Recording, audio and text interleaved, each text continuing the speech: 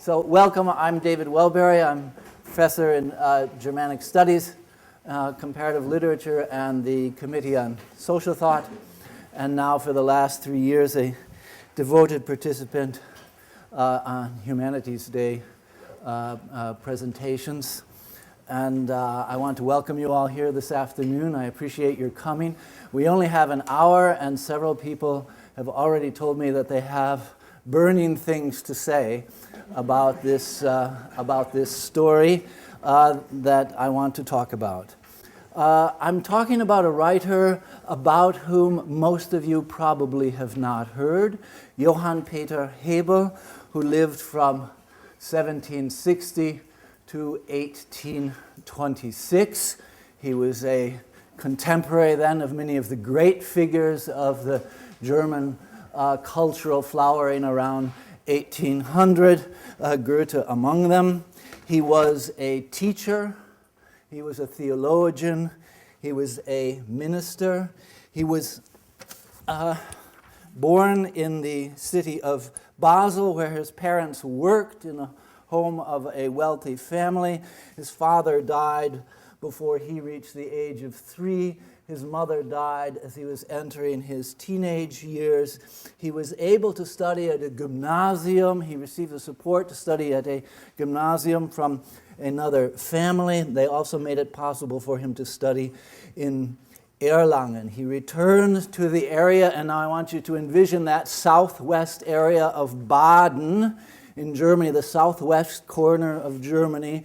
He returned to that area and became a small-town vicar and teacher, but he advanced with time, became the director of the gymnasium in Karlsruhe. Karlsruhe city many of you will have heard of, very important technical university in Karlsruhe, and also in the small village of Lörrach. He remained a teacher, and eventually in 1814 he became the director of that gymnasium in Karlsruhe. So he had quite an ascending career as an educator, and he was an educator and a minister. In 1819 he became the prelate for the entire Landeskirche, for the church of the Dominion there in Baden, so he attained to a fairly high position. On the 22nd of September in 1826, he died in the little town of Schwetzingen. He is remembered today as a figure in the history of literature, although his larger project was not merely a literary project, but one of what we would call Aufklärung, enlightenment. He saw his mission as one of teaching people, of giving them the information that they needed, both scientific and moral and religious. But he is remembered today principally for his literary achievement. That literary achievement is twofold. He is, first of all, a poet, and he was a dialect poet. He wrote in the Alemmanic dialect, and those poems in the Alemmanic dialect are still today regarded as significant and important. But most important are his narratives that were first published in something called the Rheinländischer Hausfreund. We would have to say the house friend, or the friend of your home from the Rhineland. That was the name of it. I'll come to it in a minute. An almanac sort of publication in which he also published stories of his own making. Some of those stories have become among the most famous in the canon of stories in German literature. Here's a somewhat younger picture of Hebel, a good-looking man, a man of literary interest. He's particularly devoted to the writer Jean Paul, about whom, if I had time, I would say something a little bit more. Here we see him in his classical role of the pedagogue of the people, giving a little word of instruction here to one of the maidens of the Baden region. This particular image of Hebel has been immortalized in a stamp from, 1985, the German Federal Post Office. Here we have the cover of the Rheinländische Hausfreund. This, unfortunately, is the issue of 1814. I didn't get an image of 1811, but it doesn't matter. The only difference for the 1811 one is that it says 1811. 1811 is when the story that we're going to be dealing with today appeared, so we are really in the 200th anniversary of this story. And here we see this, Der Rheinländische Hausfreund, our title, or New Calendar for the Year 1814. When I was growing up in upstate New York in a small town, the Farmer's Almanac still came into the house every year. We didn't really learn anything from it. It was more of a curiosity. It was more of a memento of ages gone by. But der Rheinländische Hausfreund was such an almanac or calendar that actually had something to do with people's lives. Hebel personified himself as the friend of your home, the Hausfreund, the one who comes to give you information, advice, and whatnot. And here we see that personification as an image as he comes into the village, church in the background, needless to say, to pass on his information. The subtitle here says it contains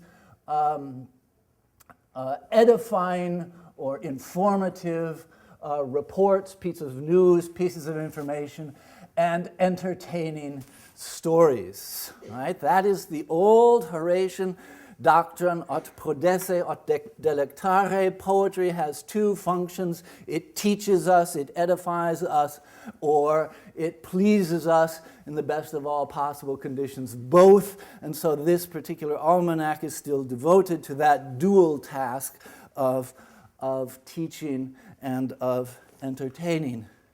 At the opening of each issue, we have an overview of the House of Baden, that is to say, of the royal family in Baden.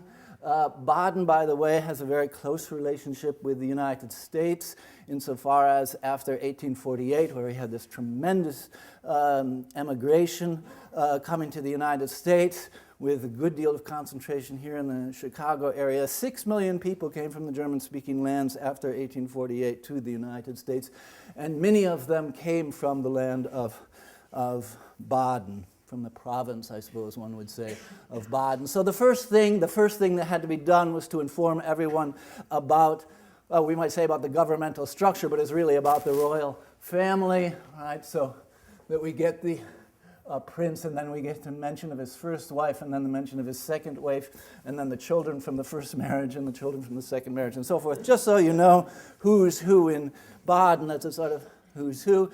Then the month of October, this is the October issue that I chose to reproduce here, and a lot of information about the kind of thing you probably know. If any of you ever looked in the Farmer's Almanac, you probably find this sort of thing, the moon, and various kinds of events to look forward to, weather prognostications, and other sorts of information, special holidays mentioned, and so forth. This is the sequence of each of these issues. And here, interestingly enough, after that calendar came the Jewish calendar. I found that very interesting when I discovered that. So now we get all of the Jewish holidays that are for the entire year set up here. Everyone is informed about that. And we even get translation in terms of Jewish dates, the year, right? The year in which the prince was born, but now in terms of the Hebrew calendar and so forth. There's other information is brought in here of an astrological sort. Here are the planets, for instance, so that you can get a lot of information out of this. So this, I want you to see the context in which this story appears. The story is not appearing in a purely literary context. The story is appearing in something that is meant to be useful in house and home. All right? We might say that the task of the story is to supplement this information that I'm setting out for you here with very important moral and spiritual information. Also contained, I guess this is the kind of information I hope none of you need today. This is a chart that gives you instructions on where to do bleeding. Is that the term we use, bleeding, when you draw off from the vein, right? So for a particular disease, for instance, Gicht, what is Gicht? Gout, right? If you have gout, then you probably draw off there and so forth. This is medical information that was thought to be useful at the time. And then, of course, multiplication is an issue that everyone is confronted with, and it's handy to have a multiplication table at home. So if you want to find out what 5 times 24 is, you go down to 24, go to 5, and you get the sum down there, a multiplication pyramid. So that is the introductory phase of the Almanac. Now I leap up to the 20th century. One of the interesting things about Johann Peter Hebel is that he was the object of deep, deep fascination by a number of major philosophically inclined intellectuals of the 20th century. Here is pictured the famous German Jewish critic and philosopher Walter Benjamin. Benjamin wrote brilliantly about Hebel, wrote an essay on Hebel, and in another essay of his, the essay called The Storyteller, he concentrates over a number of pages in that story on the very story that we are discussing today. Benjamin is, for most of us, the god of libraries. He worked here. We see him in the Bibliothèque Nationale in Paris, working away. He was a furious researcher. As you may know, he committed suicide while fleeing, trying to get out of France and fleeing into Spain, and committed suicide when his group had been arrested near the Spanish border. I would be very curious to know the identity of this person here, who has found her way into immortality by virtue of being photographed behind Walter Benjamin. One of the side benefits of going to the library is that you may make it into immortality. If there are photographers about, just look for famous scholars and hang out, you know.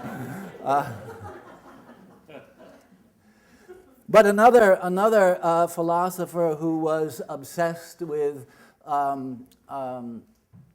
Hebel was Martin Heidegger. Heidegger, of course, is a philosopher of a very different ilk from Walter Benjamin. Heidegger, generally regarded as one of the great philosophers, revolutionary thinkers of the 20th century. He has, however, as some of you probably know, a very unhappy political history, something that I'm not going to go into today, but I think that physiognomically the whole story is told right here in this picture, since he's rather grim.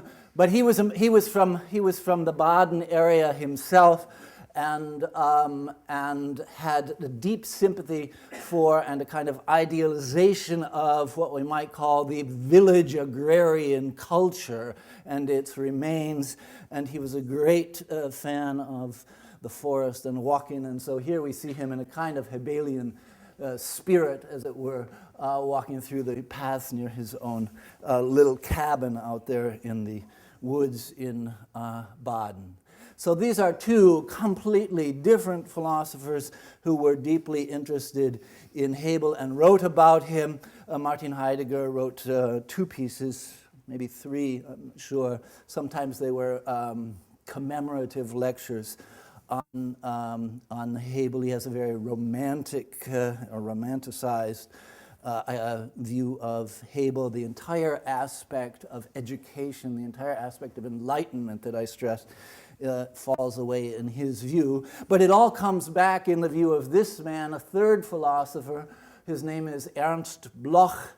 Bloch was a philosopher who developed a version of what we might call utopian Marxism. His greatest work is a work called The Philosophy of Hope. He also wrote a book called Philosophy of Utopia. He taught first in Leipzig, but then he left the DDR and spent most of his late life in Tübingen, also in the southwest of Germany. He had very, very little to say to a philosopher like Martin Heidegger. They lived in completely different worlds, but once I gave a lecture and I had talked about Hebel in it, and someone came up to me after the lecture and told me that they were once at a birthday party at which both Martin Heidegger and Ernst Bloch, let's say the left wing and the right wing of philosophy, were there, and they just moved about one another without saying a word. And suddenly, somehow, the name of Hebel came up, and the two of them just lit up, and they sat down in the corner, and they just couldn't stop talking to one another about this poet. So somehow, in the work of Johann Peter Hebel, they came together. Ernst Bloch wrote a very, very fine essay on Hebel, and in that essay, we have the remark that the story that I've asked you to look at today, Unexpected Reunion, is the most beautiful story in the world. That's not my claim, although I subscribe to it, but it's the claim of Ernst Bloch, whom we see here, by the way, in his study, his Tübingen study. I want to address very, very briefly the question of translation, the problem of translation. You are looking at an English version of a work that I can tell you is written with a precision that really hardly knows any compare in the German language, even though the basic ductus, the basic stylistic gesture, is one of simplicity and transparency. I can tell you that Hebel sets his words exactly. And that makes the question of translation, I'm not going to go into this a lot, but I'll develop it a little bit. That makes the question of translation a delicate one. So let's start with our story. Our story is entitled, with the title of the story, Unverhofftes Wiedersehen. Wiedersehen is a word that you all know, of course, because we say goodbye in German, Auf Wiedersehen, right? Or revoir, until we see one another again. That's the idea. It's the idea of seen again.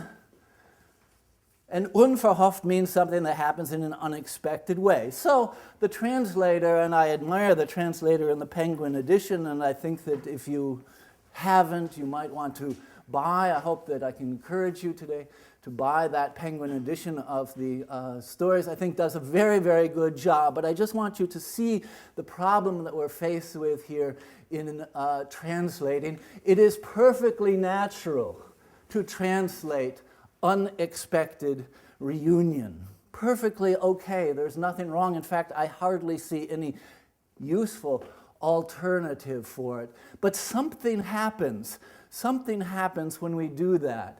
If you have read the story, and I'm rather counting on the fact that most of you have read the story, although we'll go through it in a second, right? If you have read the story, you'll know that to take the idea of unhoped for, unverhofftes, unhoped for, out of the title is to lose something essential. Because this reunion that takes place, it takes place 50 years after this bride-to-be has lost her fiancé in the mines of Sweden. 50 years later, he is returned to her, as we'll see in a moment. That is a reunion that's not just unexpected. Unexpected. I didn't expect to run into Melvin here today, but, things happen unexpected. But unhoped for, beyond hope, something like that must resonate in the title if we're going to understand the depth of the experience that is narrated here for us. So I keep grasping for something. Maybe one should have tried for Reunion Beyond Hope as a title in order to bring this out. But then you see what I've lost? With reunion, I've also lost something. Namely, I've lost the idea of vision. I've lost the idea of perception. I've lost the idea of actually seeing again, wieder sehen. And if you go through this little story by Hebel, you will see that the verb to see, to perceive, to see, occurs more than any other verb in the story. It has a lot to do with the fact not just that he comes back to her, but that she actually sees something and that we see something before us. So I don't really feel happy with this reunion, so I tried revision beyond hope, but I immediately knew that I'd failed with that. Revision beyond hope, it sounds a little bit like, when you decide, well, I'm going to correct a student's papers a second time, or something like that. Revision. And I wanted to have that idea of perception. I wanted to have the idea that he's actually there before me, before my eyes. So I tried presence beyond hope. I've lost reunion. I've lost that altogether, but I have brought out something about what is contained in the idea of this reunion and return, and that is that this one who was absent to me in the most radical way that absence is possible, lost to me and lost to me forever, was returned to me and became present to me once again. But it sounded then, on the other hand, terribly abstract and like a work of literary criticism by my friend Gumbrecht, who writes about presence all the time. So then I tried after loss, after death. That was what I'm looking for with this beyond hope. Since it is a reunion, since it is a scene again, since it is a coming back out of the depths of death, I thought, well, maybe we should interpret the story with the title. Maybe we should press Wiedersehen all the way down to the idea of resurrection. Resurrection beyond hope. That, my friends, as you know, is one of the, let me put it this way, one of the semantic dimensions, one of the dimensions of meaning that resonates through this story. The idea of rising again after death, that is very much there. But of course, then, this is the reason, you see, when I ended up here, this is how you can tell the difference between me and Johann Peter Hebel, because this is heavy-handed, heavy-footed, direct. It limits our experience of the text, so that's not going to do it either. The sad answer to this story is there is no perfect translation for Unverhofftes Wiedersehen. We just have to do the best. Much of what we do when we're working between languages is to explore this kind of spectrum, to explore the impossibility of translation. The story, as you know, is very short, and I think that we will have a chance, yes, we will, we'll have a chance to go through the entire story together. So here we are, and you're probably wondering about all these colors. And so the color coding is this. Blue means pay special attention, I think it's important.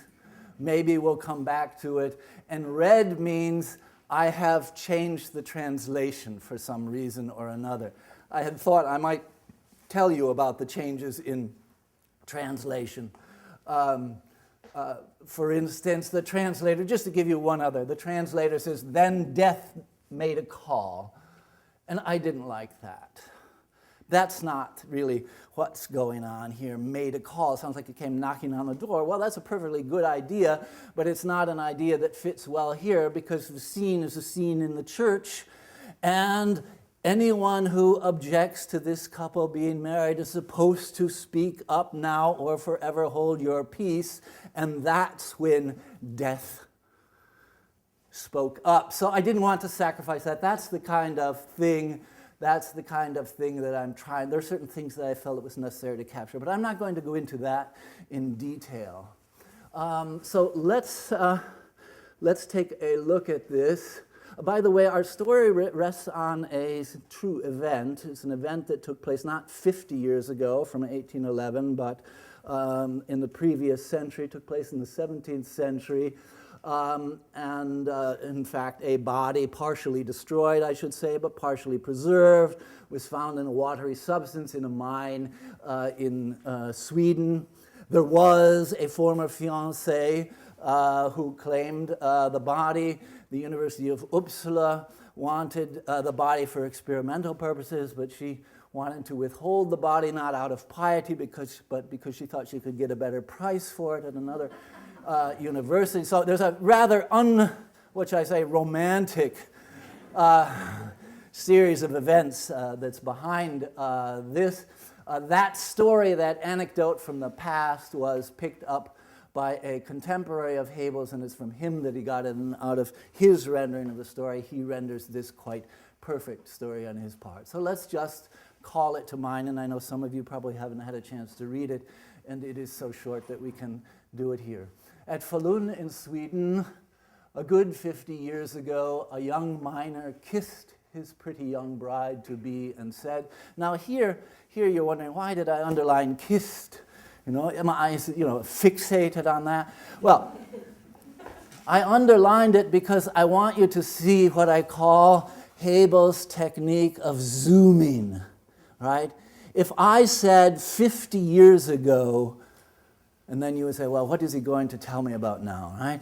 And it would probably be a large event. 50 years ago, I began my studies, so-and-so. Or 50 years ago, I would have to calculate for a minute to say who was elected president 50 years ago. But 50 years ago, so-and-so was elected president. But here, 50 years ago, and we zoom into a young man whose name is not even going to be mentioned, and a young girl whose name is not even going to be mentioned, and to this event that seems utterly trivial, namely that he kissed his pretty young bride-to-be as he was on his way to work, and says the following. We'll come to that in a minute.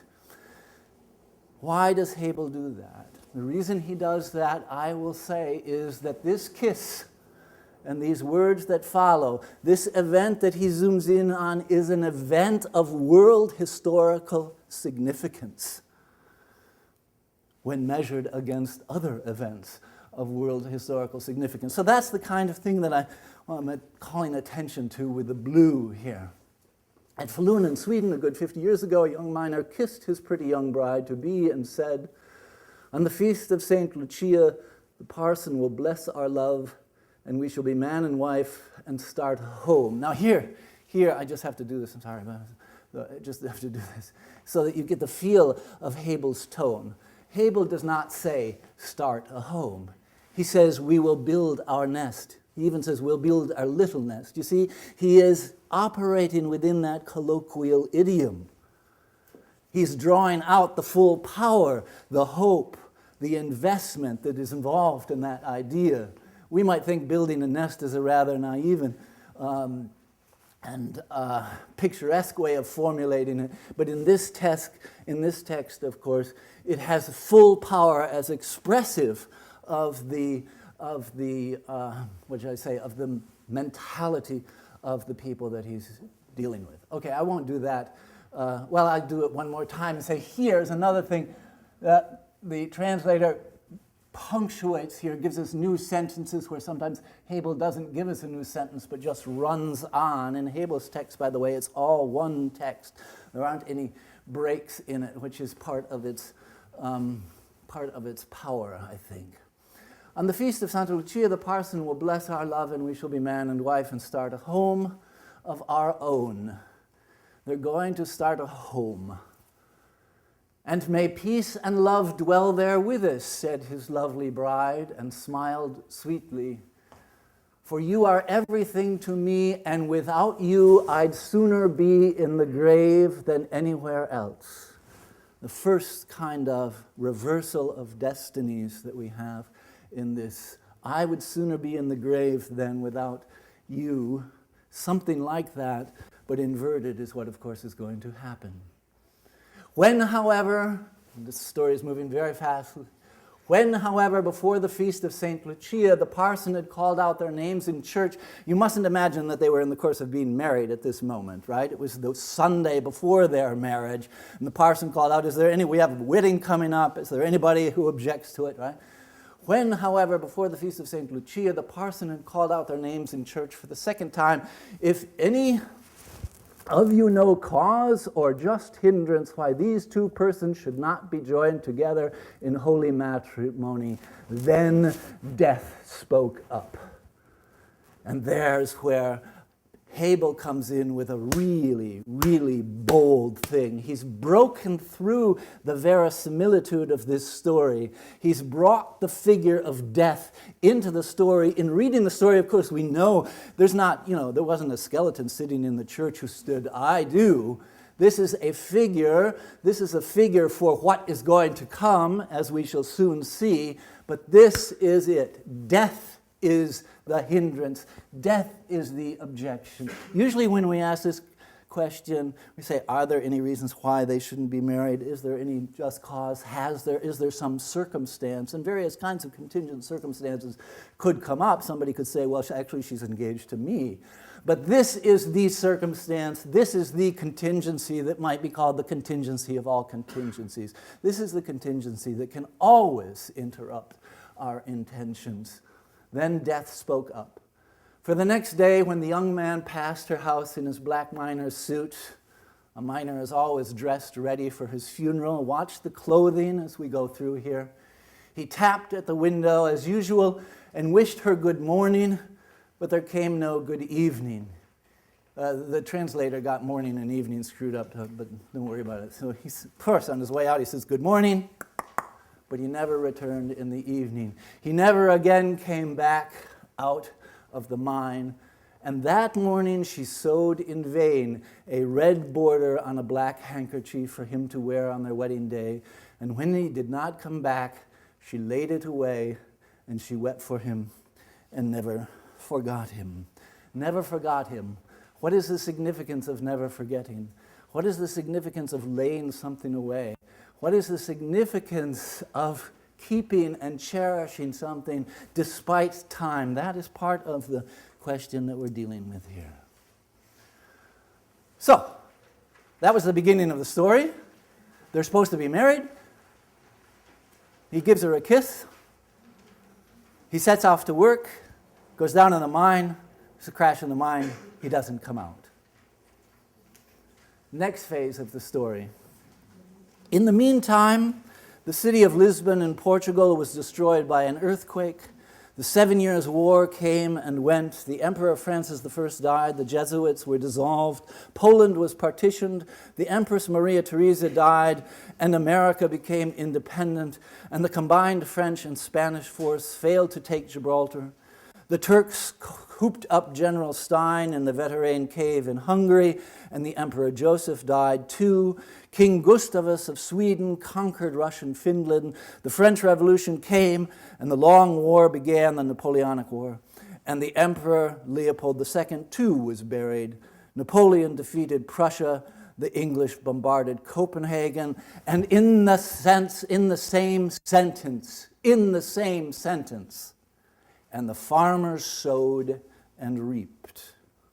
The miller ground, the smithies wielded their hammers, and the miners dug for veins of metal in their workplace under the earth. This is the passage that Walter Benjamin, who I mentioned at the outset, makes such a big deal of in his essay on the Storyteller, which I highly recommend to you.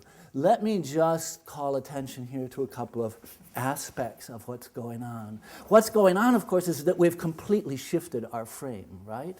We've shifted from that intimate story of these people who do not even have names. We've shifted from that intimate story of what we might call purity of heart to the world historical plane.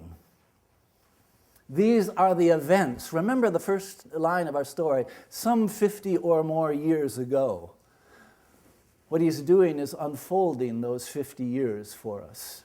Unfolding them in terms of, and I'm thinking of this also in terms of the notion of calendar, unfolding them in terms of what we might call an historical or world historical calendar. The Lisbon earthquake in 1755. The 7 Years' War, 1756 to 63, the French and Indian War, as we know it here in the United States. Francis I of Austria died, 1765, and so forth. A couple of remarkable things about this list. Notice how in the big world too, notice how in the world of fame, in the world of power, in the world of reigning kings and emperors, that same voice that spoke up in the church speaks up. This list is punctuated by the death of regents. Francis I, they're all in green, that's why they're in green. I shouldn't have used green, I suppose. I should have done them in black. But Francis I, Emperor Maria Theresa, the Danish politician Stoyanze, executed for treason, Joseph II of Austria, Leopold II of Austria, that's the Austro-Hungarian Empire, that's the whole shebang there. Then we have wars. We have the deaths of regents and we have wars. The 7 Years' War, the Siege of Gibraltar, the Turks' invasion of Europe, Gustav III's campaign against Russia, the Napoleonic Wars, the bombardment of Copenhagen was a preemptory strike because they thought that the British thought that Napoleon was going to come in and get the munitions in Copenhagen, so they set the city of Copenhagen on fire. If you go to Copenhagen, you'll notice that this is still remembered today. So we have those kinds of events. Something that I find rather puzzling and interesting is that if you count 1, 2, 3, 4, 5, 6, 7, and then you start counting here, you go 1, 2, 3, 4, 5, 6, 7, that means that the very central event that is mentioned in this, and it's an event that stands out in a certain way, I don't know if there's anything to this, but it's the kind of thing that one needs to reflect on a little bit. Right in the middle is the American Declaration of Independence. As I say, I don't know if that means anything. However, what I want to call attention to is the way, and it's almost a musical composition, right? He starts off with the earthquake of Lisbon. And he ends with the miners under the ground. Now, the miners under the ground are going to bring something forth out of the earth. We begin with the earth and we end with the earth. We have just buried in the earth or lost in the depths of the earth our young miners, our young miner, all right? We will have a kind of second earthquake, a second return, a second earthquake as we turn to the next section here. As I mentioned, the sentence that describes these world historical events, the events in the big world, spills over into what the people in our village were doing.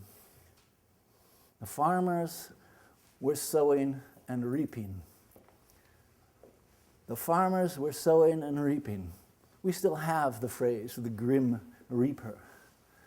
The farmers sowing and reaping, that is the yearly, calendraically determined work of the agricultural class, of the small people. We spill into the continuity over their lives. Nothing has changed. All this change is like foam on the surface of life. Nothing has changed.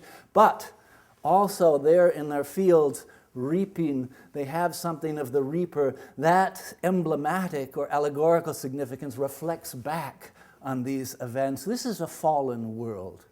This is a world full of contingencies. This is a world in which death, who stood up and spoke in the church, stands up and speaks all of the time. And then we go to the millers, the blacksmiths with the tools, and finally the miners are transitioned back to our story. Brilliantly composed. Hebel is a musician in his composition here. But in 1809, within a day or two of the feast of St. John, when the miners at Falun were trying to open up a passage between two shafts, they dug out from the rubble and the vitriol water, a good 300 yards below ground, the corpse of a young man soaked through with ferrous vitriol, but otherwise untouched by decay and unchanged, so that all his features and his age were all still clearly recognizable, as if he had only died an hour before, or had just nodded off a bit at work. This just nodded off a bit at work is such a Hebelian touch. He looked as if he had just dozed off. You know, the ancient tradition that sleep is the brother of death, that death is a kind of gentle repose, right?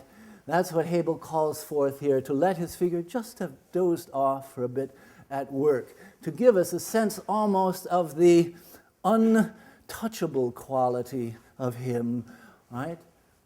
The untouchable quality in the sense that he hasn't been touched by this event. Yet when they brought him to the surface, his father and mother and friends and acquaintances were all long since dead, and no one claimed to know the sleeping youth, he calls him the sleeping youth, or to remember his misfortune until the woman came who had once been promised to the miner, who had one day, I made a mistake here, who had one day gone on his shift and never returned. And now Hebel puts us in the position of those onlookers, of those people who are standing around, and he shows us this scene in which she's going to see something and we will see her seeing something. Gray and bent, she hobbled up on a crutch to where he lay and recognized her bridegroom. And more in joyous rapture than in grief, she sank down over the beloved corpse. And only when she had recovered from her fervent emotion, "It's my betrothed," she said at last, "whom I have mourned these past 50 years, and whom God now grants that I see him one more time before I die." A week before our wedding, he went under the ground and never came up again. The hearts of all those standing about, and this is a little commentary on our own hearts as readers as we stand about and watch this. The hearts of all those standing about were seized by sadness and tears when they saw the former bride-to-be in the figure of an old woman whose beauty and strength had left her, and the groom still in the flower of his youth, and how the flame of young love was rekindled in her breast after 50 years. Yet he did not open his mouth to smile, nor his eyes to recognize her. And how finally she, as the only one who still belonged to him and had a claim to him, had the miners carry him to her small home. We shall have our little nest together. Carry him to her small home until his grave was made ready for him in the churchyard. Never underestimate the power of antithesis to grasp us, to seize hold of our emotional life. Antithesis, the bride-to-be, now an old and crippled woman on a crutch, but nonetheless filled in her, rekindled the passion, the love that she once had. She alive and feeling that rekindled love, and he still youthful and, we might say, pristine, but unable to respond. A kind of inversion of the ages, old and young, dead and alive, loving and responding and not responding. All of this is given us to see here.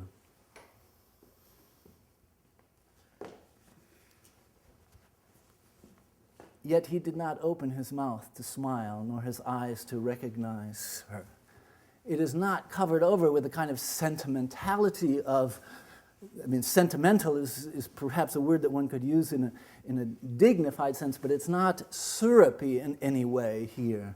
Hebel doesn't let us forget what the situation is. He does not open his eyes. The vision is a one-way vision here, and then brought to the home, as if they finally would have their home. I love this. Joyous rapture, ein freudiges Entzücken in German, joyous rapture rather than grief. She sank down over the beloved corpse. I would love to linger over that phrase, sink down over the beloved corpse. I would love to contemplate with you, but we must move on, the rekindling, the coming alive of the fire of love in here. This is the reunion. This is the Wiedersehen. And now the story turns toward its conclusion.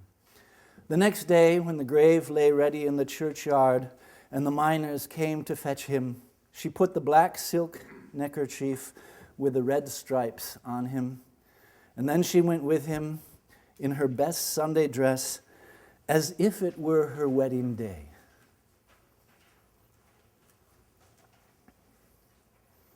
not the day of his burial. You see, as they lowered him into his grave in the churchyard, she said, "Sleep well for another day or a week or so longer in your cold wedding bed, and don't let time weigh heavy on you. I have just a few things left to do, and I shall join you soon, and soon the day will dawn." A little break, a little hyphen, and what the earth has given back once, it won't withhold a second time, she said, as she went away and looked back over her shoulder once more.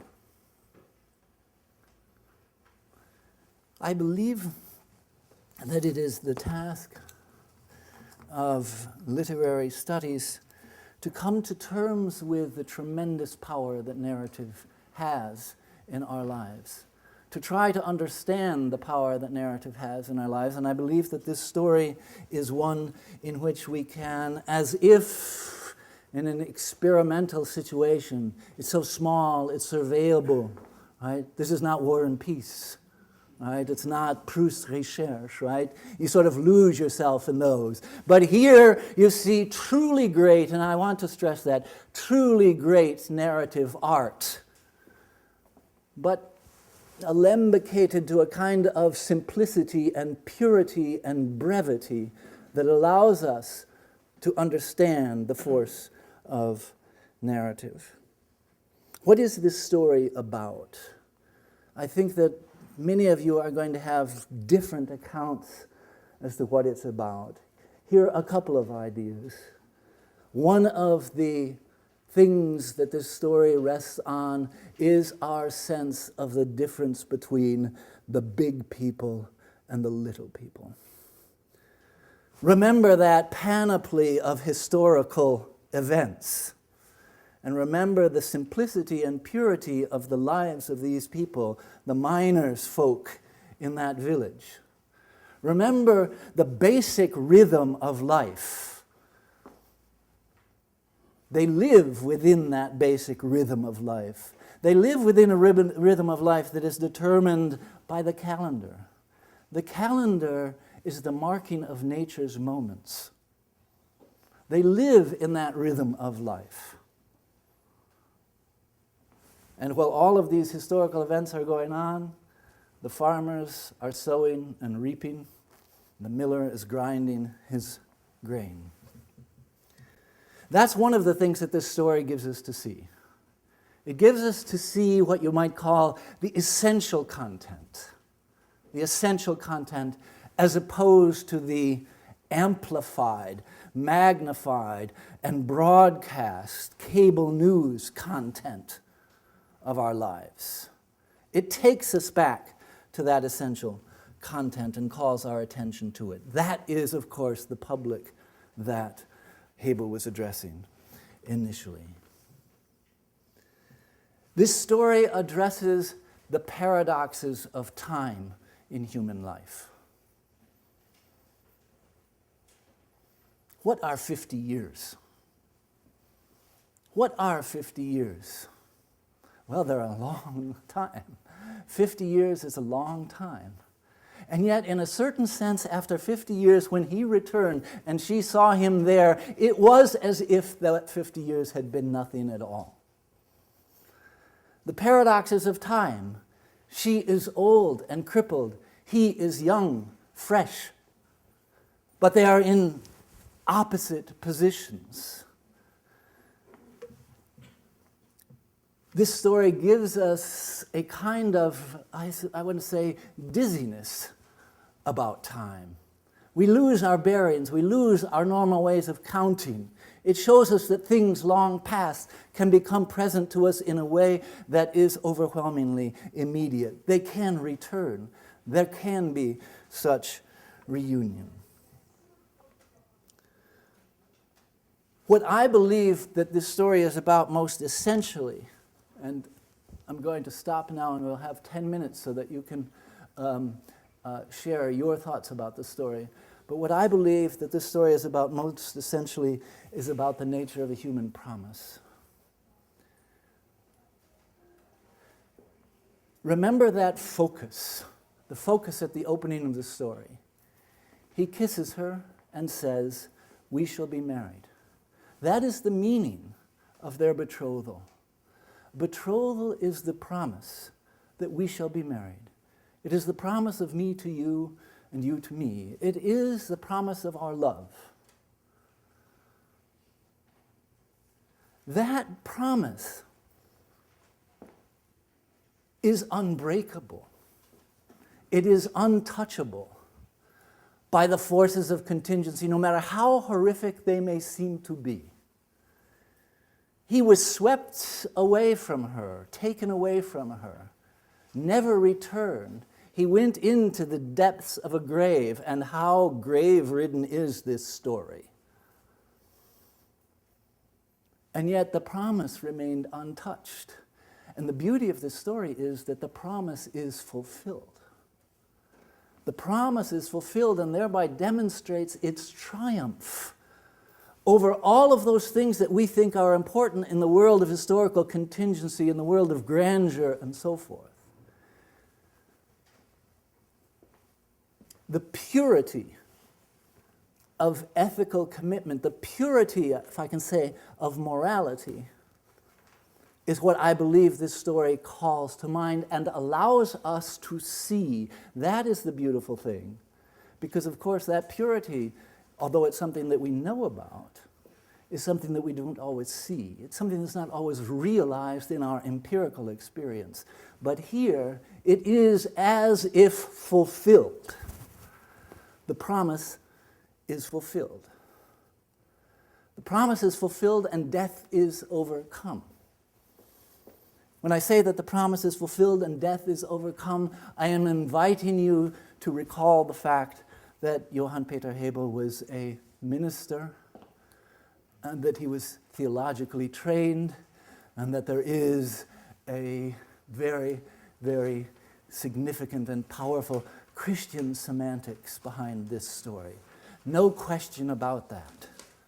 But I urge this upon you, that this story is not exhausted, as it were, in its Christian meaning, but it draws its Christian possibility of meaning into the story itself and allows us to think that possibility out of other aspects of our experience. Perhaps it teaches us this, that the Christian lesson is the lesson of the purity of the promise.